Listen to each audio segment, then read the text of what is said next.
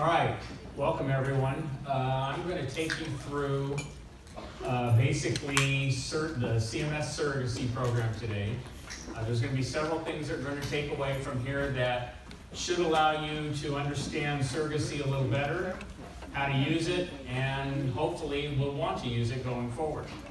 How many of you guys currently use the PACO system and use it with your own login ID and password? We're getting to have quite a few more. Very good, very good. Well, the goal is to eventually get all of you on this, because eventually there will be no more paper applications. That is the goal of CMS. And it is going to be the goal relatively quickly, because PACOS 2.0 gets rolled out in 2019. And we're currently working on that now, designing and getting that ready for everyone to use. So with that said, some of the learning objectives that I want to take you through today that you'll be able to take away from here is we're going to review a little bit about NPES 3.0, which is the new NPES system, and the provider registration for it. Provider and user registration with identity and access management system, which is actually the surrogacy program. How to become a registered surrogate on behalf of your organization as an authorized or delegated official, what AO and DO duties and responsibilities are, because I know there are a lot of questions about that, and we're going to debunk the myth that everybody thinks and that CMS has previously communicated to all of us. We're also going to teach you or educate you on how to add staff in order to work on your behalf for your organization, making connections to act on behalf of providers and suppliers, which is exactly the terminology that we use when you're in surrogacy, that you make a connection with those provider suppliers. And then once you've done the surrogacy program, you've set it all up, you'll be able to utilize it for working in the business functions of NPES, PACOS, and if you're still utilizing the EHR, meaningful use, for the Medicaid program, you can access that as well. So with that said, let's kind of talk a little bit about why you should use the surrogacy program. First of all, it helps you be compliant with Medicare regulations.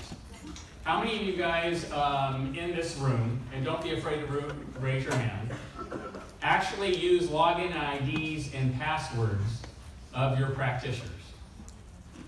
Okay? That's basically what we've done for years. And we had no other way of doing it because we all knew that practitioners don't do their enrollments. CMS did not know that about 9 years ago. Honest to God, true. So what they've done, and when they realized that situation and that practitioners were sharing their login IDs and passwords with everyone, they knew they had to do something different because that is not a secure function for the CMS enrollment system. So they can't come up with a surrogacy program. Secondarily, surrogacy makes it much easier to use. And we'll go through and explain that as well. It's quicker, it's more efficient, you have access to everything. You have access to the NPES files. How many of you, raise your hand by a show of hands, realize that most NPES files of practitioners haven't been changed since the day they initiated their NPI or their residency program did it for them? Exactly. There is a lot of bad information out there, and CMS would really like that corrected. No different than in their enrollment system. So you get connection through all enrollments, all the files. You get connection with the practitioner NPES files as well as all providers and suppliers. So if you have a tax ID that has an awful lot of NPIs, you have access to all of that as well.